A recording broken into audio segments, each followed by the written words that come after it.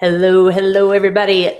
Welcome to Office Hours FM, episode number 64. I'm your host, Carrie Dills, and I know I say I'm excited about the guest every week, but seriously, I'm ridiculously excited this week to introduce you to someone very special. Before we get rolling, I would like to thank our guest for this, our sponsors for this episode, Manage WP and Dream Press 2 by DreamHost.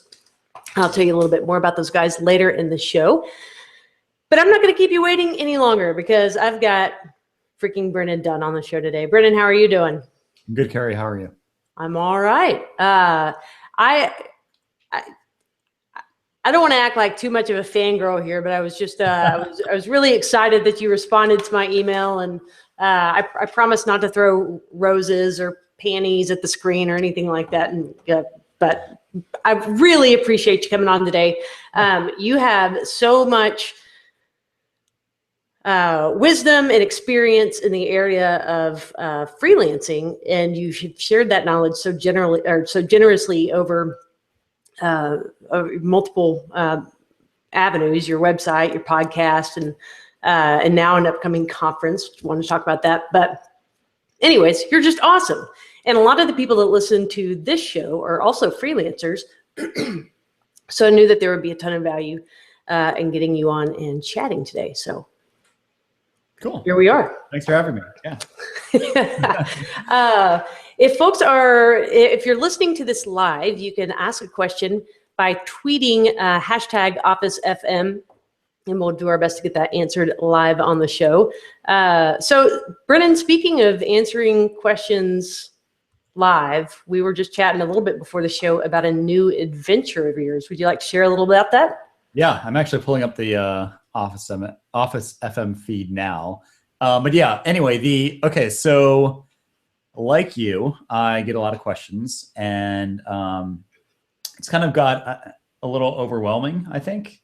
And that I get more questions now from my list and everything else than I can, respond to. Otherwise, I don't get anything done. I'm just in my inbox all day. So I've been wanting to put together a daily Q&A podcast / YouTube show for a while. And what it would basically be the issue is, so let's say you write me with a question about, I don't know, some obscure pricing question about your situation or whatever, right? I would usually go and spend a good amount of time replying. And then when I hit that send button, I'm like, oh crap, that's just, it's just going between me and Carrie. Yeah, that's good for us. We're both in that discussion, but there's a lot of other people who would get value from this, right?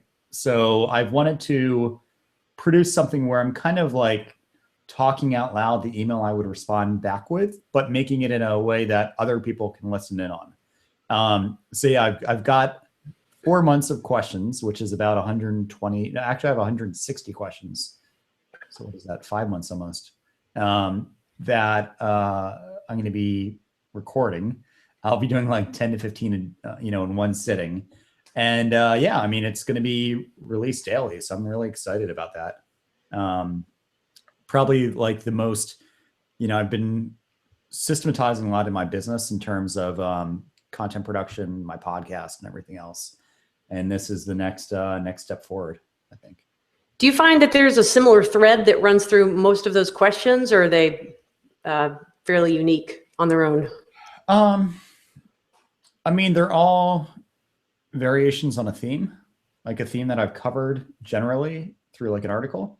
But usually they're pretty specific about like I talk a lot about productized consulting, and I remember I got a question recently from somebody who's a book publisher and wants to know how she can productize her consulting. And, that's a little something that's a little too niche that I wouldn't usually write an article about, but this is a good way to just kind of like, spitball an answer or advice, at least like give starting direction. But yeah, it's usually some of them are a little obscure, but some of them are basically things I could point them to an article that I've already written that will answer exactly what they need, I don't know if I'm going to basically record those. I might just reply to them and say, hey, look, this is available here or something. So I don't know yet. Just have an autoresponder that says, go listen to the show. Yeah. Well, my VA is basically any question that comes to me will by default be pointed to the submission page. So I was listening to your podcast, The Business of Freelancing, earlier this week. I think it was maybe episode 25. I forget who your guests were, but guest was. But y'all were discussing that whole idea of yes, if somebody sends you an email, you respond, you've made that time investment, but you've only benefited one person. So this idea of maximizing what you do by making it available to as many people as possible. So very cool to see you playing that out via your new podcast. So looking forward to that. Yeah, thank you. Okay, so your conference, which unfortunately I have another conference over those dates. Otherwise, I would be there with bells on. But tell our listeners, if you will, a little bit about this conference you've got going on. Yeah, so it's called the Double Your Freelancing Conference. Play on my brand name, I guess. And it's what I've wanted to do. It's another business bucket list check off, right? I've wanted to do a conference for a while. I love going to conferences, not only for the info, but also the networking. And I really haven't, there are conferences that have freelancers at them, like WordCamps and like creative conferences, but there aren't many dedicated to the business side of freelancing. So I wanted to do one that was dedicated to the business of client work. And on top of that, I wanted it not to be a bunch of like inspirational stories or whatever else. Those have their place, but if I go to a conference, I want to walk away with like a to-do list, So each speaker is going to be focused. So there's talks on like getting referrals. There's talks on, pricing, on hiring, and basically all the different things that go with freelancing. And I've mandated that each speaker leaves the listeners with at least 2 to 3 takeaways, like action items that they can implement in their business. So it's basically going to be focused on the business of running a client services business, like being a freelancer or running an agency. And it'll be September 16th through 18th here in Virginia. And we're more than halfway sold out already. And we still have 3.5 months to go. I'm excited. Awesome.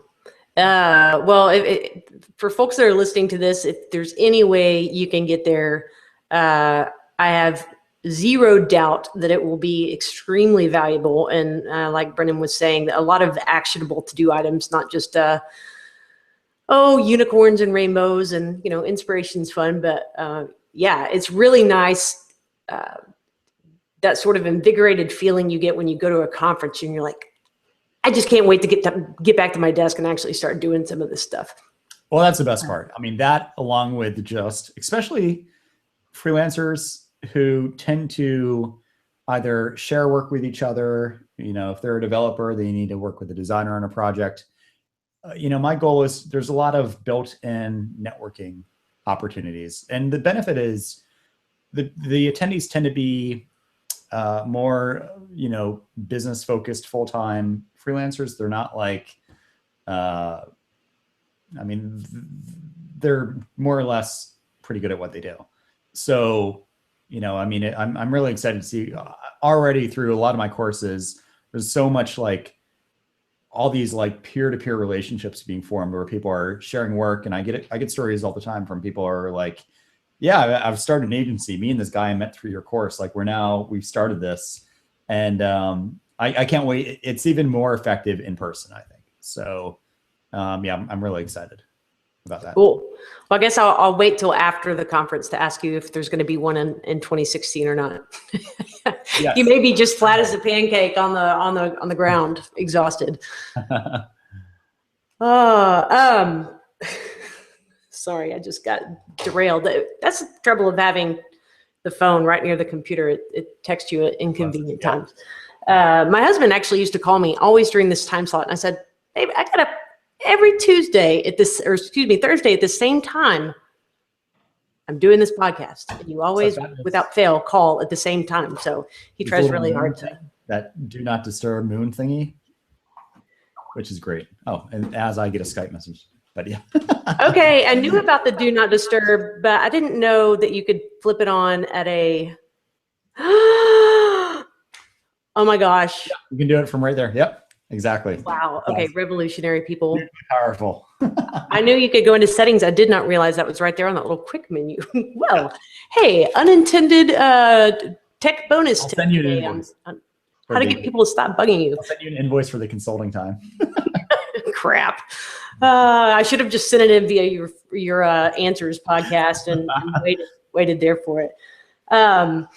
So I was reading, I was stalking you. I really was stalking you. But for people that have not stalked you, let's back up a little bit. And if you will, share sort of your beginnings in business and then how you ended up where you are presently in the freelancers consultant role.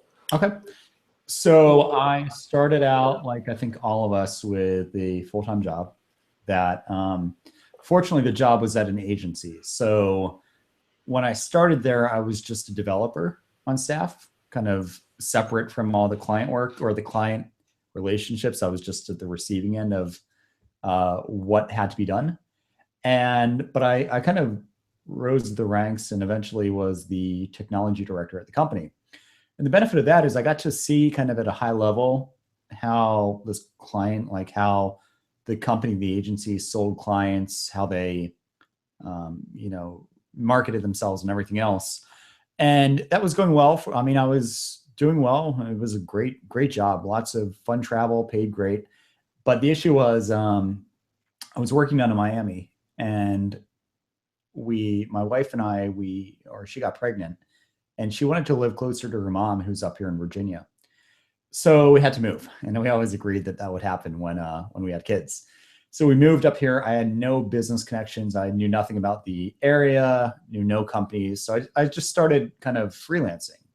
I had contacts who owned like startup companies. And so I started there and I was selling myself technically, which is how I always knew to sell myself. I sold myself the way that I would sell myself to an employer. And I thought I was doing well. I was billing around $50 an hour when I started, which to me was really amazing. And I got a good amount of referrals. And eventually I was at this kind of crossroads where I could either reject work and say, look, I'm too busy. I won't have availability for 3 months, or I could grow a team. So I grew a team and again, kind of learned the hard way how to manage people, how to grow a company and everything else. We got to 11 employees. We were doing a few million a year in revenue. So like night and day difference between my little freelancing thing and running this agency. But I learned a lot doing that. And specifically, I learned a lot about I was kind of in between my production team, which is the people doing the work, and my clients. And I got to see kind of at a high level, like out of the code, out of the weeds. I got to see what clients wanted, why they were hiring us. And eventually we got pretty big and we're charging a premium and everything else. But then I realized I'd created a job for myself. I was traveling a lot. I as you know, two little kids, then two little kids. But at first one little kid at home. I was coming home and, the kids would be either in bed or about to be in bed. And I didn't want to do that. And I also had gotten bit by the product bug where I saw my friends who had SaaS businesses and products and all that stuff. And I wanted to do that. So I started, while running the agency, I started a software product called PlanScope, which is a project management tool for freelancers and agencies. Started that, exited my agency. So, sold my share of it, got out of it and focused on PlanScope full time. And then through the support system of PlanScope, where people are supposed to report bugs or how do I use this or whatever else, people would ask me questions about, getting clients or about how to charge or, things that I was like, this isn't related to, why are you asking me this? I hate to cut you off in the middle of a good story, but will you jiggle your microphone? Because you'll get a little bit of fuzz coming. Yeah. How's that? Any better? It's no. Let me see. Is it a bandwidth thing, do you think? It Or could be a bandwidth thing because you're sounding kind of robot-y. okay. Could be the Hangout one. Let me open my door, which might might be a little better. Maybe the radio waves will be able to come in easier or something. Is that any better? No, it's not really. I don't know. That's kind of weird. It just was all of a sudden because you sounded fantastic. What if, let me try, does that sound better? Maybe more bandwidth or less, no video. I don't know. Want to hop out and hop back in? Yeah, let me do that. I'll be right back. Well, and while we're waiting on Brennan to rejoin us, it's usually me that falls out because of Wi-Fi, but today it gets to be the guest. I will tell you about our lovely sponsors. ManageWP.com is where you can go to manage all of your WordPress sites from a single WordPress admin dashboard. You can check them out at managewp.com. And then we've got DreamPress, a premium hosted I can't speak. Maybe I should drop out and come back in. DreamPress is brought to you by the folks from DreamHost and is a WordPress managed hosting solution, virtual private servers, super fast, super secure. And you can check them out over at DreamHost.com/office hours. Okay, Brennan, give a little hello. Hi, am I better now? Maybe it's just me. So somebody else said that you sound fantastic. So I'm going to go with the it's me theory.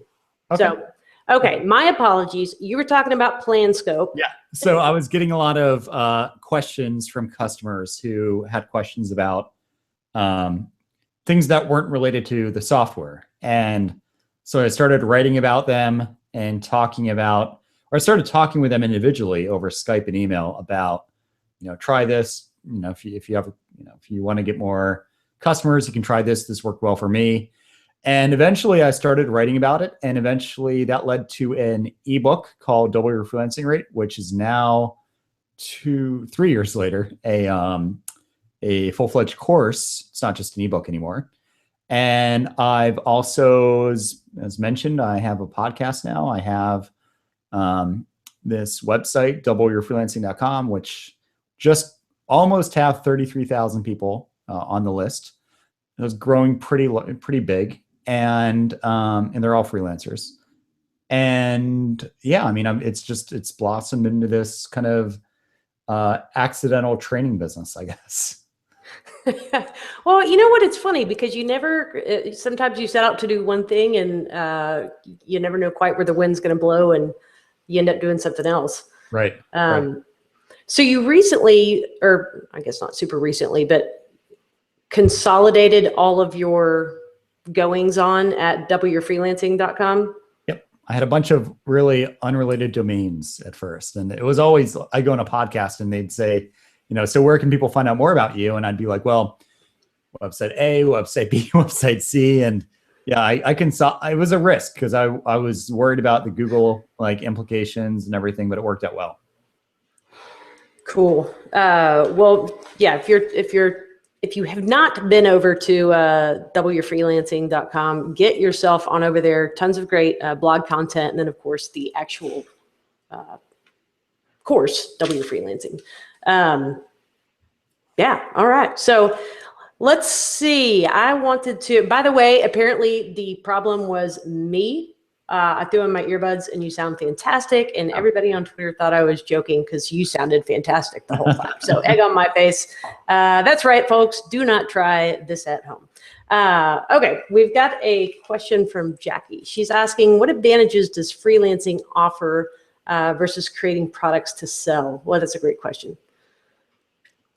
So products is in more turnkey products like ebook software, themes, things like that. Okay. Yes, versus a productized service. Well, the advantage is you can literally go out today, get a new client this afternoon, and make 5 figures plus pretty quickly. Whereas making a business at, let's say, $20 a transaction, making it meaningful in your life, it becomes pretty hard. Let's say you're selling a $20 ebook. to equal probably the amount of money you'd make freelancing, it might take a while, if ever, for a lot of people.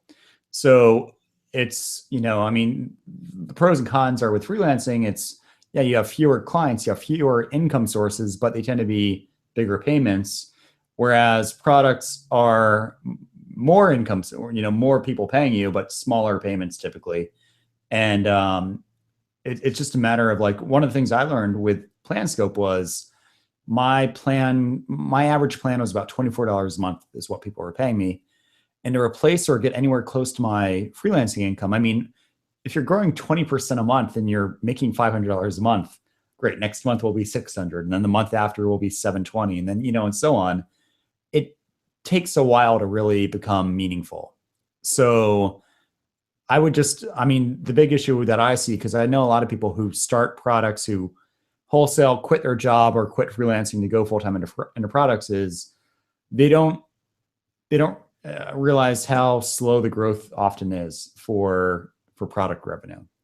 So I would say that's the biggest issue. I mean, obviously the upside is, well, there's a lot of upsides. It's lower risk because you have a lot of people paying you, and the likelihood that they all wake up tomorrow and say, you know what, we're not going to pay you anymore is low, like impossible for the most part. Whereas if you have one client, they could fire you tomorrow and you don't have any more money coming to you. So, I mean, that's from like a risk perspective, it's obviously a lot lower risk to have a lot of people paying you, but it's not as easy typically to get to that point where it's actually able to replace your income. Yeah, that's so a lot of folks that listen to this show have tried their hand at either creating premium WordPress themes or plugins for sale, and it is a hard row to hoe. It ends up being sort of more supplemental income than opposed to salary replacing income. Unless you're my friend Carl, who lives about a mile that way. He has a little company called Gravity Forms and does pretty well. Oh, Carl Hancock. Fan of Carl.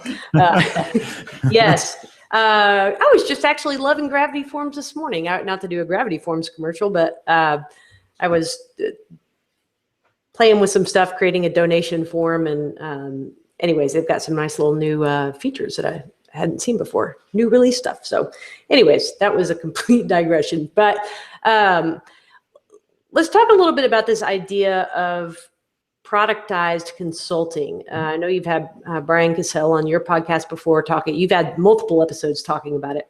Yep. First, would you kind of give the brief definition of what it is? And then I've got some questions for you about how people who are providing services around WordPress can maybe take that idea and run with it. Sure. So typically when we sell services, we often say, look, I'm smart and talented and I'm available for hire. I'm this much an hour. Just tell me what you want me to do and I'll do it. And that's how most freelancers tend to operate. Productized consulting is kind of a hybrid between normal products and straight up selling your time. And the way it's kind of a hybrid is that you sell it like a product, and that here's the problem you have, here's the solution I'm delivering, here's the pricing, everything else. And it's basically, when you buy like a product, you typically you buy it for the benefits, you know what you're getting. It's kind of prescripted in a way. Whereas, when you're buying somebody's time, there's no really guarantee that, if I hire you, let's say for 10 hours to work on my WordPress site, there's no guarantee that I'm actually going to get anything of value out of it. I mean, you might do work, but that doesn't mean I'm getting a problem I have is being solved or whatever else. So productized consulting is basically abstracting out a kind of a general problem or pain point that businesses have and coming up with a solution that is actually still your time, but it's more direct. It's more specific to solving a particular problem versus just a open-ended, hey, you can rent me per hour type thing. And I mean, the benefit is usually they're structured in such a way that they're recurring. So, you pay monthly, whether it be for optimization work or and we could talk about this in a second. It sounds like the next question will be about this, but they're usually monthly, which is the benefit is, let's say you have 10 people paying you $1,000 a month. Well, for most of us, that is income replacement. And it's also, we're not putting all of our eggs in one basket. Now we have 10 people who are paying us that much money, and we don't need to go chasing clients every month. We know next month I'm going to have that $10,000 that's coming in not no matter what, but it's reliably probably going to be coming in. And yeah, I mean, you might lose a client next month, but at least now you have 90% of your income preserved, instead of what ends up happening if you only have like 1 or 2 clients at a time, which is, one of them either runs out of money, scraps the project, fires you, whatever happens. And then you get all stressed out and you're like, crap, what am I going to do now? And, you start to panic. That's if you don't have savings, which a lot of us don't. So that's, I love that. And I've been, since I first heard the term, I've been, kind of wheels turning of what does this look like in the, I guess in the area that I'm in, which is WordPress development and trading hours for time. As an example of somebody else that has started doing this, I had a fellow named Andy Adams on the podcast a few months ago, and he's a wicked smart developer, and his focus is on optimization and speed, and his service is just that. Go through, review, give you 10 items or whatever it is, that these are areas for improvement. And then I believe he also, if you want him to actually fix those things, that might be a separate kind of line item service. But it's, finding one thing and doing it extremely well. But it brings up the question to me, like, do you get bored? Like, are you just doing the same damn thing every day?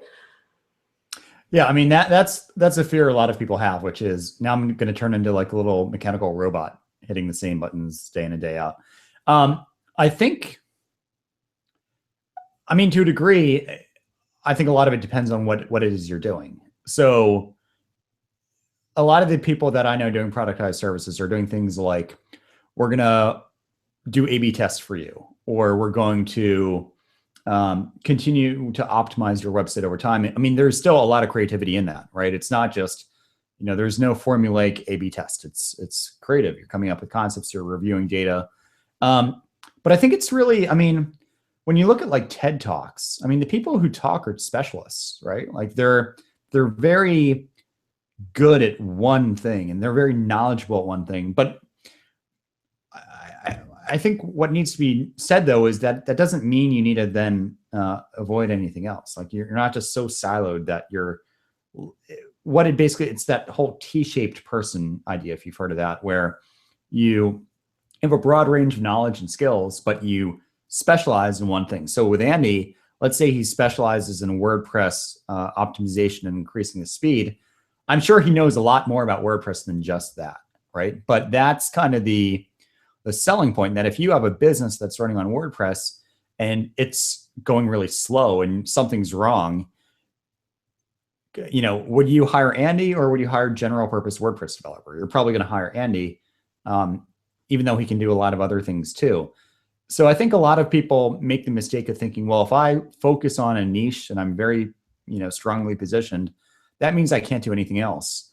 The way I look at it is that niche, that focus, that productized service is really just another acquisition channel for you. It doesn't need to be your only one. It can be. I mean, a lot of people recommend that too, but it's basically, I look at it like front loading your proposal, where what ends up happening a lot is you meet with a new client or a prospective client, you have sales discussions with them. Eventually you get to the point where you're going to pitch them, you write a proposal. And at that point, that's where you're really niching down. You're saying, here's exactly the problem. Here's what I'm going to do to fix it, and so on. A lot of this talk on productization and niching is really just taking that and putting it, adding it to your marketing. So it's a part of your marketing so that somebody who has those problems and has those pains can know that you're a competent solver of those, of that earlier on, versus going down that kind of sales funnel with you. So I don't think it needs to be, it's not a trap. It's not a prison that you're in. I mean, you don't need to be, I like to say, you don't need to be monogamous with your productized stuff. I mean, it could be, you could have multiple offerings. But I mean, most of the people who are doing productized services, for the most part, and I know a lot of them, they're not bored, because even though it might seem like you have the same kind of client or the same kind of problems you're solving, the type of clients you get, the industries they're in, that all tends to change a lot. So I know I don't think it's as like Andy with optimization. I think each project he gets probably has different things at the root that are causing it to be slow, right? So it's still exciting in that sense, where it's not like he's writing a script, he just bangs a key to make it run, right? I mean, there's a degree of analysis and creativity that probably still goes into what he's doing. So does okay, let's say you're in the swing of things, you're doing some sort of productized consulting, and it's a package deal. It's $1,000 just for easy math. Yeah. And the first time you do it, it may take you 10 hours or however long. And over time, as you're systematizing and becoming more effective at doing that, whatever that is, your profit margin would increase over time. Mm-hmm. How is that different, let's say, than just selling that time? Is it that you eliminate really the kind of the scoping for each project because you're doing the same thing over and over? Or is there actually a better profit margin with doing that kind of flat rate? Well, most productized consulting is flat rate in the sense that it's here's what you're getting, here's what you're paying, right? Now, the benefit is it's usually, because you're selling a solution to a problem, it's usually not as focused on the personalities. It's not as much about Carrie doing the work. I mean, that's, you'll advertise that, I'm sure, on the service offering page, but it's not as much about you. It's about what they're getting. So how that happens is less of a concern. So, I mean, a lot of productized services, they might start out with you doing all the work, but over time, because you've done this multiple times, you're able to abstract out processes or even delegate out parts of it to juniors. You're able to maybe systematize parts of it through, like I've got a friend, Nick Disbato, who does, what he does is he does A/B testing and like copywriting experiments, right, for clients. And he'll run some experiments, and then he'll let the results come in, and then he writes a report at the end of the month, right, which is detailing, here's what we tried, here's the net effect on your business, and so on. He was doing that report manually at first, but now he can start to write, or he can hire somebody to do it, or he can do it himself, to write maybe code that will automatically like pull out of his A/B testing framework the data he needs to put it on a report automatically. He can start to really systematize what he's doing, so that it takes less of his time to actually fulfill, but the deliverable is still the same. It's the same value, being delivered to the client. So yeah, I mean, it lends itself really nicely to that. Makes sense. Well, I would love to sit here and keep asking you my questions, but some listeners actually, I guess I should address their questions too. But Paul has a great question on the mental health side of things. He says, any advice on how to avoid becoming a hermit when you're living that freelance life and sort of naturally in some isolation? I think the advice would be kind of what advice you hear a lot from people who talk about solopreneurship or anything like that. And that would be exercise, get hobbies that are away from the computer, go to a co-working space instead of working out of your house.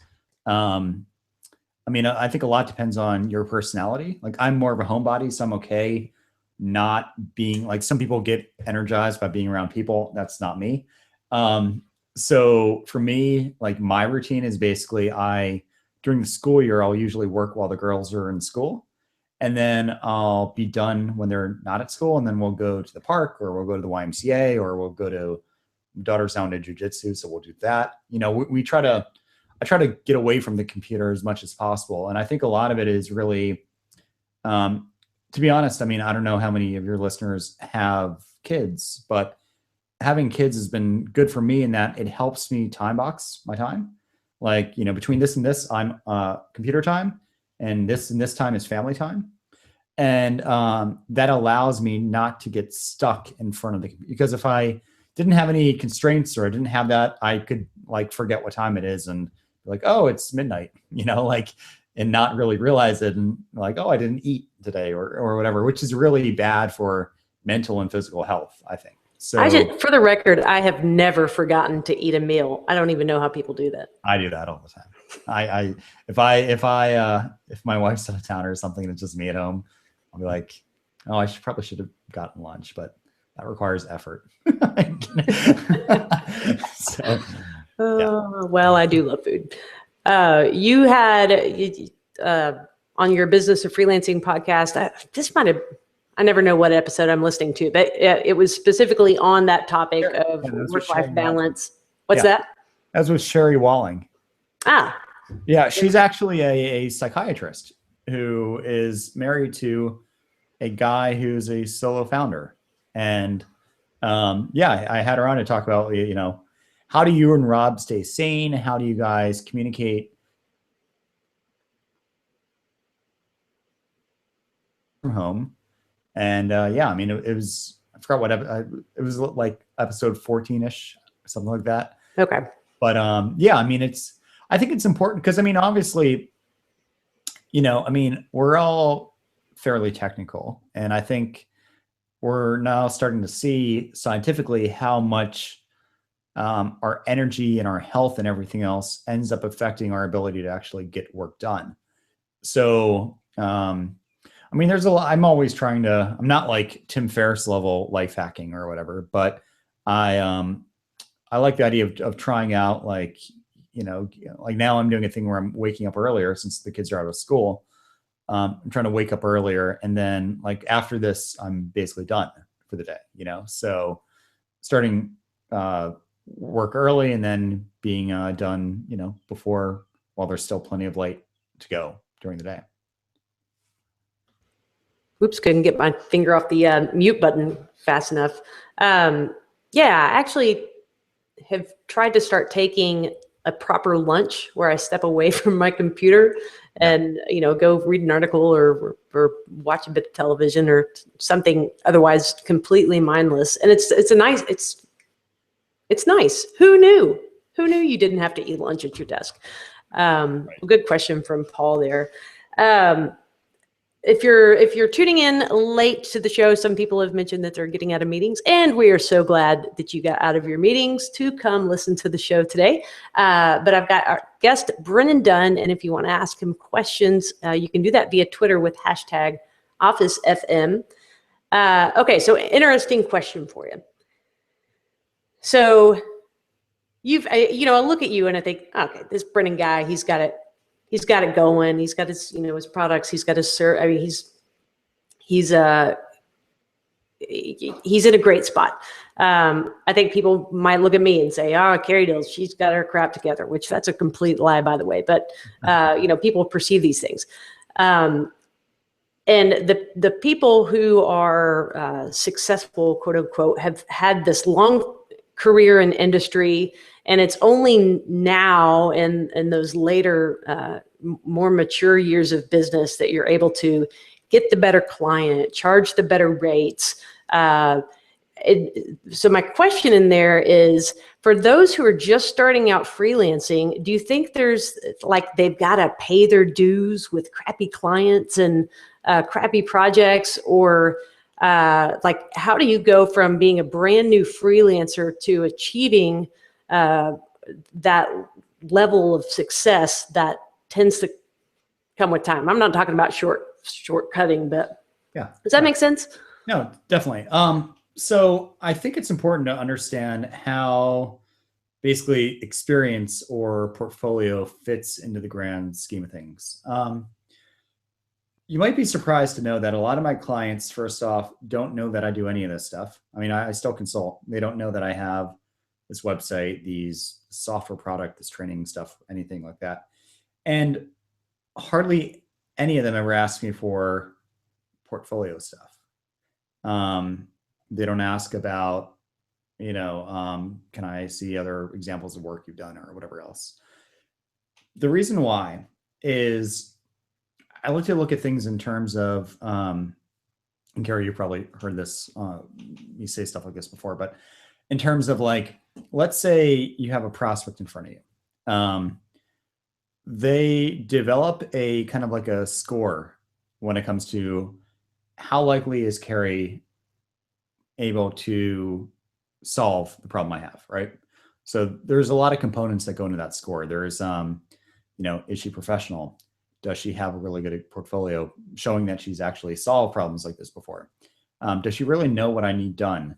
Does she have a command over WordPress? Like, does she know how to, that's part of the portfolio thing too.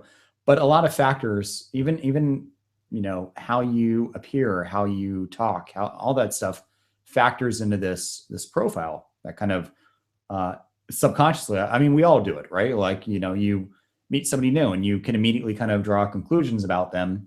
And I'm not saying it's a good thing, but it happens, right? So I think the way portfolios usually fit in and the way experience fits in is to kind of prove that we've done things like this before.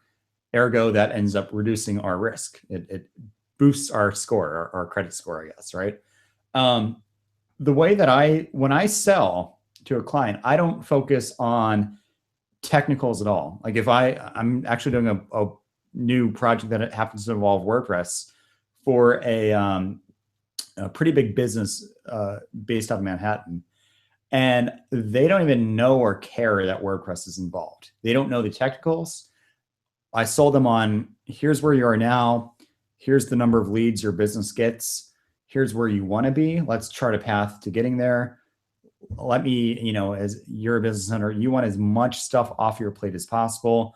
You want somebody to come in here and take ownership. And I sold them on the tomorrow effect. Like, where do they want to be tomorrow? And, not once did they say, can you show me another website you've built or anything like that? Like, that wasn't even part of the equation at all. And I sold them based on kind of where they are now and where they need to be. Ultimately, what's really the value of the project for them. And I didn't focus at all on what I'd actually be doing technically or any of that stuff. So in that example, this could have been my first time ever doing. Now, obviously, over time, I've gotten better at sales. I know how to sell a lot better than I used to because I've done it a lot. However, I think if the average new freelancer were to go to Barnes & Noble and flip through a bunch of books on business, on marketing, on management, on things like that, learn the language that these people use, that our clients use, that they live in, because they run a business presumably, get to know kind of like KPIs. What does a KPI mean? Ask 99% of freelancers probably can't tell you what a KPI means. Understand all this kind of stuff. Like understand that people are not paying you for WordPress. They're not paying you for code. They don't care about your designs. They only care about what the code, the designs, what WordPress ends up doing for them in their business. So understand that, understand their business, understand their needs, and sell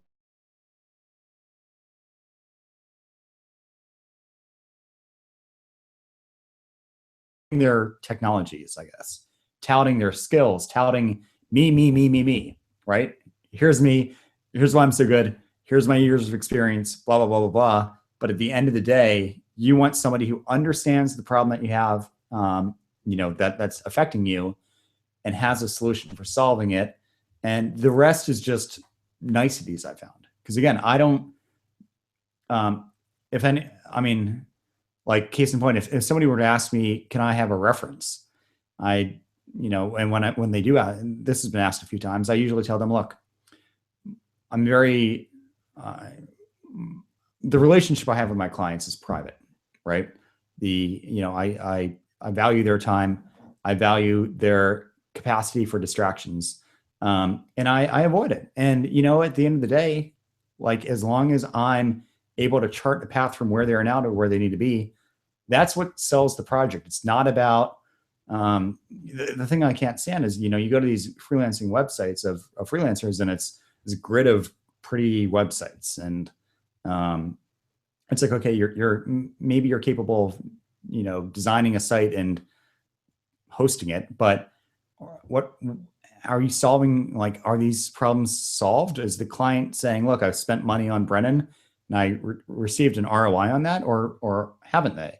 And I think the premium freelancers, nowadays the project I just mentioned, all the contracts I have now, usually if I'm working actively with them, meaning I'm working kind of full time, I'm billing 20,000 a week off that. And the people I know who are kind of these premium consultants, we're all billing 5 figures plus a week, and none of us are touting our experience or our portfolio or any of that stuff. So I think, to be honest, I don't really think your work history is as big of a deal as a lot of people think it is. I think there will be a lot of people that are glad to hear that, especially, when you are trying to build out your portfolio.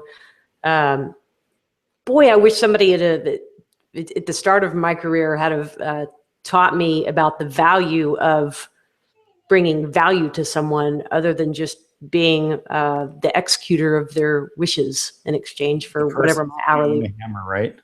Yeah, I think a lot of us, we kind of see our role as, well, I'm talented and I can bang out on my keyboard for X an hour, and that's why I'm.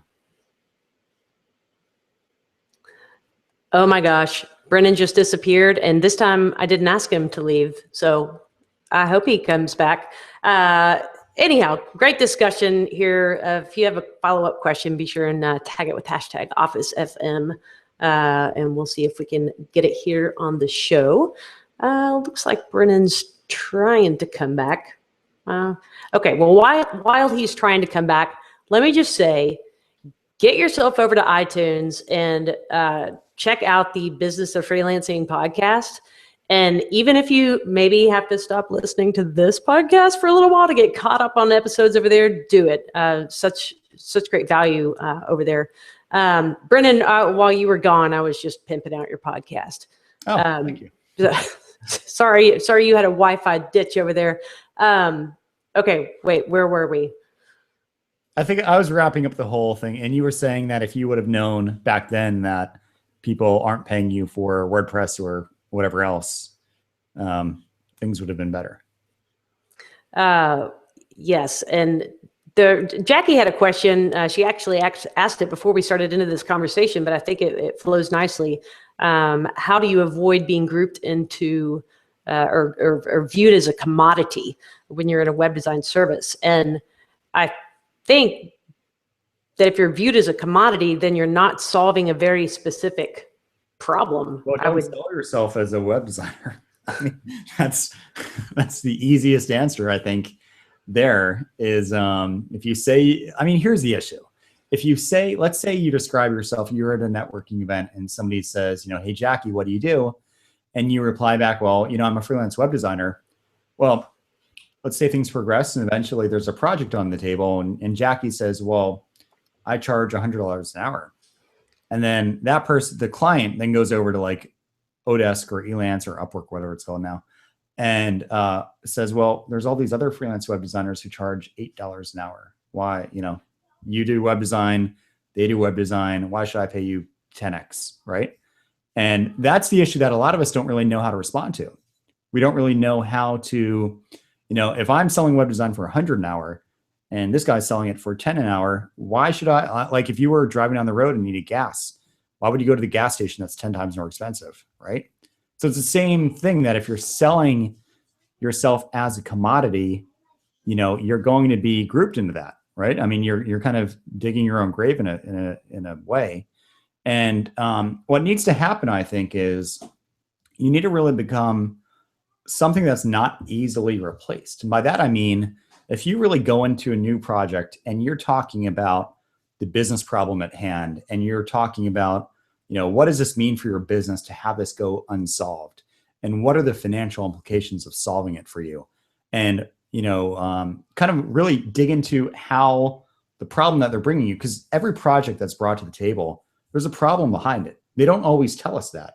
You know, if a customer comes to me or a client comes to me and says, "Hey, Brennan, you know, I'm looking to get a website designed. I hear you build websites. Can we talk?"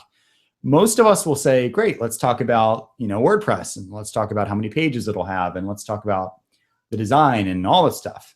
But, you know, what I do differently is I say, "Well, you know, so tell me about, why did you wake up and decide that you need a new website? Why are you firing your old website?" Right? I mean, you know, what is the job description of the new website? What does it need to accomplish, you know, to be worth investing in hiring it and building it?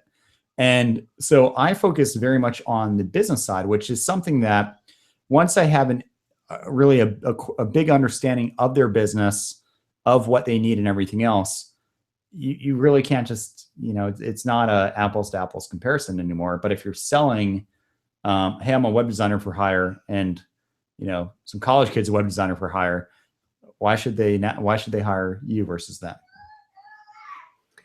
Perfect. That's a great example. Really, then the differentiator is having a little bit of business savvy to go and ask the right questions. Yeah, and I mean, to be honest, like I mentioned with the Barnes & Noble example, like the single best improvement you can make to your business is probably, if you don't understand sales, marketing, and business management and things like that, learn as much as you can about them. Like I keep, you know, I'm always a big fan of saying to, like, if you're a designer, learn copywriting. Like that's so much more valuable than marginally improving your abilities to design. You know, I mean, it's kind of learning, like, you know, what is the role of design? What is the role of a website? And trying to figure out how it all fits together with the overall business of the client. So would double your freelancing be an example of a good investment along those lines? What do you mean by that? Like, in terms of kind of getting up to speed on the business end of. Oh yeah, so I actually have a free email course that is actually covers like how to do this in terms of like, what do you ask, what do you say? That's actually well, you can go to doubleyourfreelancing.com and click the charge what you're worth thing near the top. Or I always have this for podcasts and stuff, but if you go to freepricingcourse.com, it's just a redirect to the page on my site. So either will get you there, and it's a 9-lesson free course that just covers basically this in depth. I've taken it, so I can testify. Yeah, I was just shamelessly. I'm telling you, if you want me to just wear a sandwich board and stand outside the coffee shop with your book on it, I'll do that. I appreciate it. All right, well, people are question shy today, but getting some great feedback that they're enjoying the conversation. So that's good. That leaves me free to ask you my questions.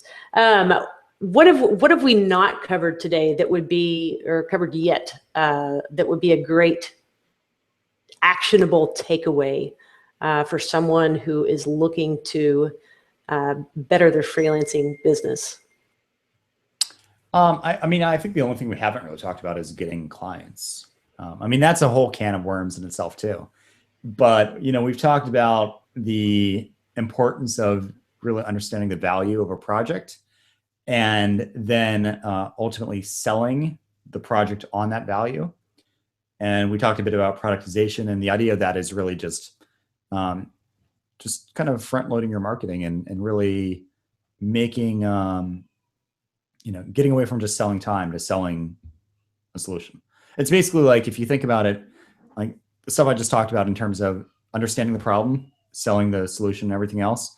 I mean, productized consulting is really just finding a common problem that a lot of people have and marketing that problem and solution pairing, and marketing that instead of it being something that you find out during sales discussions and everything else. But the other thing that I think is probably important for most would be, you know, how do I actually get people like who can afford me at a premium rate, who respect me as a consultant and not just a code monkey or whatever else. So we could talk about that. Once again, couldn't get my finger off the mute trigger. Yeah. Go for it in 5 minutes or less. All right. So most of us kind of work reactively, and that we wait for work to come our way. So, you wait for a referral, you wait for somebody to go to your website and key in their name and phone number into your contact form. The issue with that is, well, there's a lot of issues with that, I think, but the biggest one is that it's kind of naturally unpredictable. You might have a fat month this month, but then next month is a lean month. You don't get any referrals, you don't get any leads. And, as I was building this agency, I realized that I had 11 employees, and I was like, I realized my payroll was going up, right? And these were fixed monthly expenses. I had to, eventually I was paying $100,000 a month just in payroll, which, we weren't doing a lot of productized anything in that. We weren't doing any productized stuff. So all of our project revenue was transactional. It was, project would come to the table, we build it, we deliver it, and that's it. I mean, yeah, we'd get repeats work sometimes, but it wasn't really something we really focused on. So I had to bring in that much money a month into the company, or else I'd be out of business. So we really got good at being more proactive in getting clients.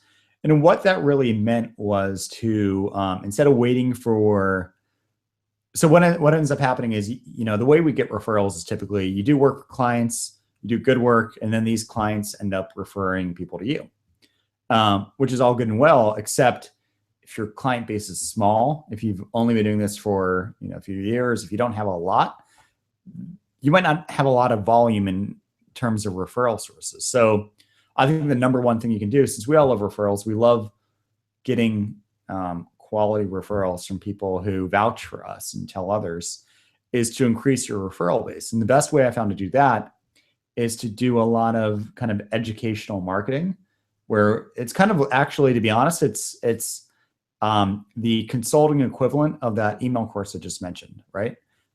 Where what I do is I actually would, how did I whiff on that? So sorry, I just got a notification from somebody watching.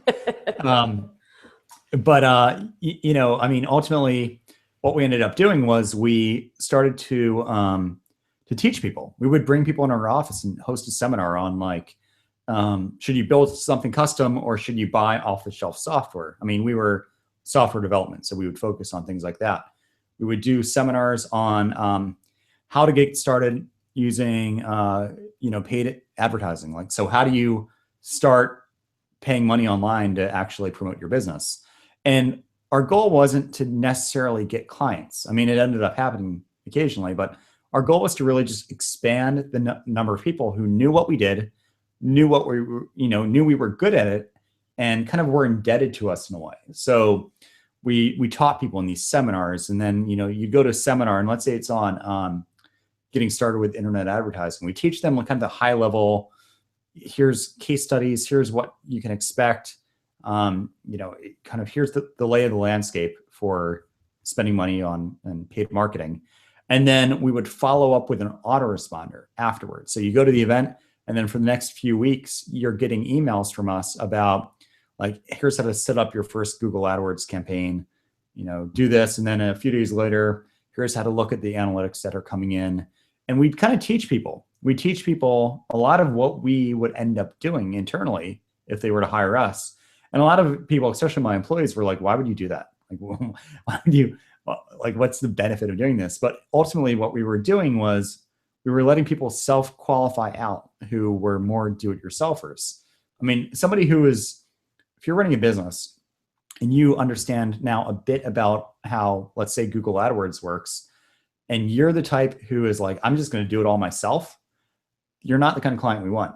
We want somebody who values their time and says, look, I'm going to leave it to the people who actually know what they're doing, who happen to be the people who taught me what I know now about AdWords. So at the end of that 2-3 week sequence, we would send one final email that would say, look, taught you a lot about, you came to our seminar, taught you a lot about AdWords, we taught you a lot about internet advertising. What we want to know as teachers is, what are your next steps? So let's jump on a phone call for 10-15 minutes. link to our calendar so they could book a time. And let's talk about what you plan on doing as a result of this new information. And the goal with that call was not only to help them, like to give them advice, what we would do, what they should think about in terms of like higher level strategy, but ultimately that became us convincing them that first off, they don't, they're the CEO or they're the whoever, their time is more valuable than trying to do it themselves, to try to replicate, and to pull this off all themselves. But secondly, the delta between where we are and where they are experience-wise is huge. Yeah, they know some stuff now, but they don't know what we do. So we wanted to basically lead them with, let's do the right thing, the smart thing, which is you obviously know now the value of something like this in your business. You're not doing it yet, or you haven't been doing it in a way that's great. Let us handle it all for you. And by that time, the selling was done. They knew we were legitimate. They knew we knew our stuff. They liked us because they've been hearing from us for weeks and weeks. And by that time, the selling was really just negotiating details, timeline, budget, everything else. We didn't need a lot of selling, especially when you just get a random person emailing you from your website, is convincing them that you are reliable, that you're knowledgeable, all that kind of stuff. And we were able to do that in a scalar way, at scale, so that by the time, I've closed 6-figure projects in 10 minutes because all this stuff had done the selling on my behalf, which is exactly what we needed to keep this company in business. We needed to be able to do that. Well, there's so much great stuff going on there. Number one, you're providing value for free, which who doesn't love that? And then, like you said, you're demonstrating your knowledge and mastery of the topics without somebody having to go dig through your grid of websites on your portfolio, so to speak. Right. Cool. That's definitely a time investment up front, but a great example of netting some good clients. Yeah. Good job, Brennan. Oh my gosh. To be honest, it's just something that if we would have kept doing what I was doing early on, which was wait for referrals, we wouldn't have stayed in business. It's fact. Like, we had to be more proactive in getting those referrals, and this is what we ended up doing. And we added so many people to this funnel where we were doing things like, anytime we'd ship a new project, we would email everyone who was in that ecosystem, that audience of ours, and invite them out to a bar and say, look, first drinks on us. And what we were basically doing there was celebrating our ability to ship, which is something that, that's, a lot of people don't always do that, right? So we did a lot of these things where we were basically always trying to either deliver value, like business value to people, or just kind of keep in touch and keep them close. And eventually what that ended up doing was our referral network was in the thousands of people, and we were, Mitt Romney hired us, not that we were all gung ho for him, but he hired us. We had a few Fortune 500s, and we didn't have any direct connection to them. Like, we didn't know anyone at the Romney campaign, but somebody who had attended our events, their friend or I think it was their sibling or something, worked for the campaign. And that's how we got in that way. So we were able to get these national and even international clients from all over, who, even though we had a local audience, if that makes sense. So, all the stuff we did locally allowed us to get work from all over, just by keeping these people close and keeping them always not the typical, like you see a lot of like companies and agencies that have newsletters where it's all about them.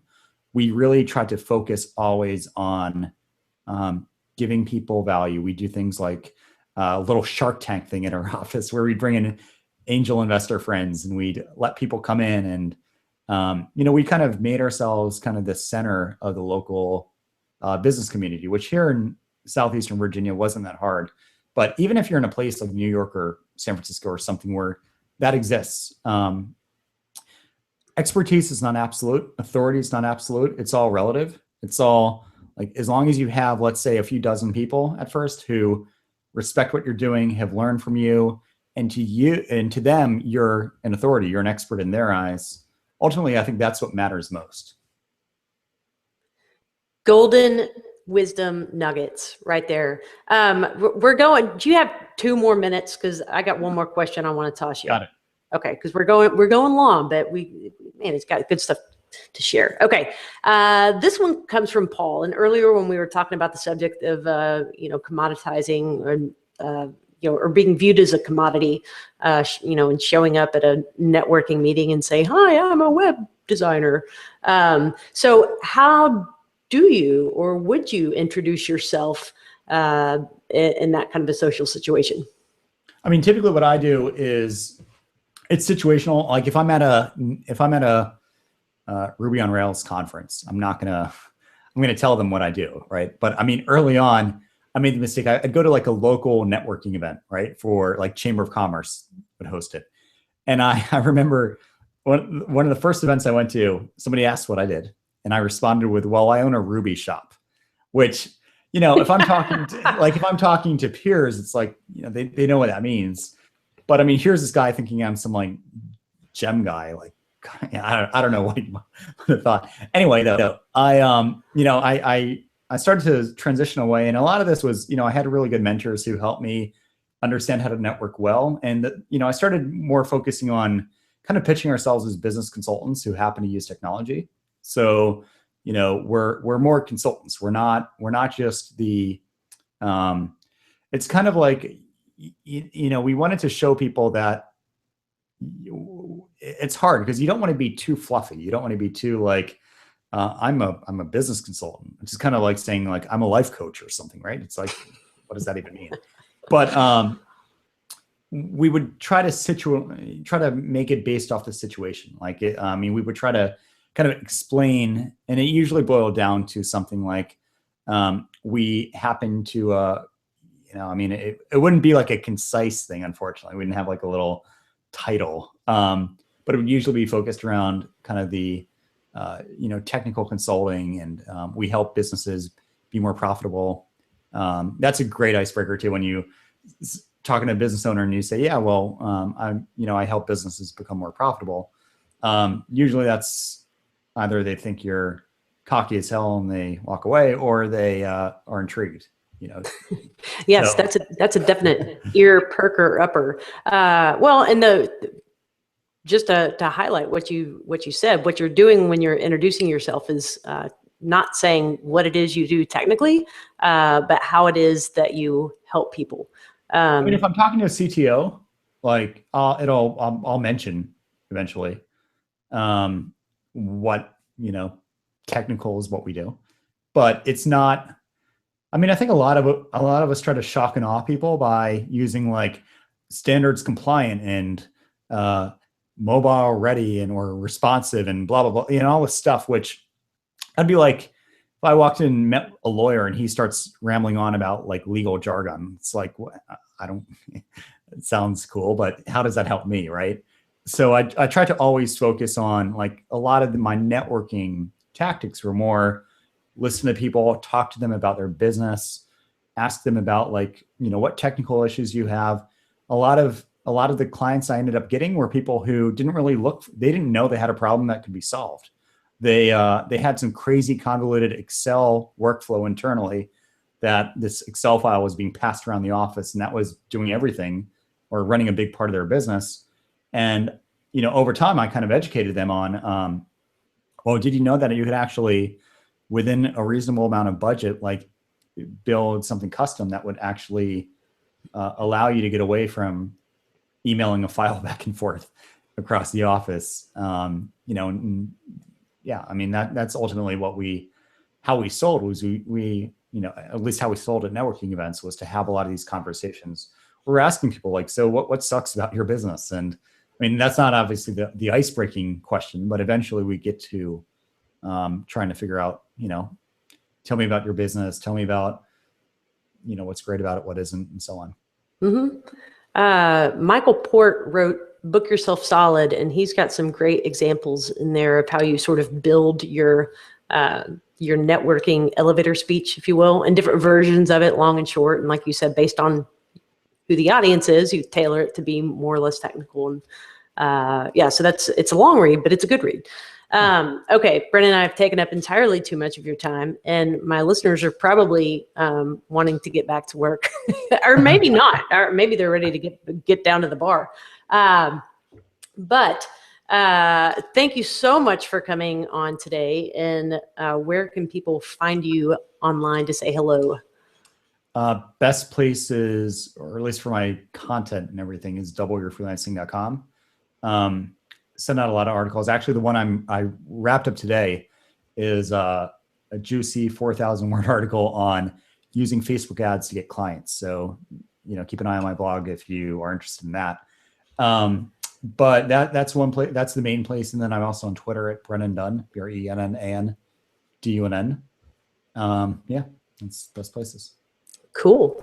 And I would love to thank our show sponsors today. We've got Managed WP, the one-stop shop for managing all of your WordPress sites. You can check them out at managedwp.com, and DreamPress, a managed WordPress hosting solution that's super speedy and has lots of fun little developer tools built into it. You can check them out at dreamhost.com/office hours. Oh God, that's just awful.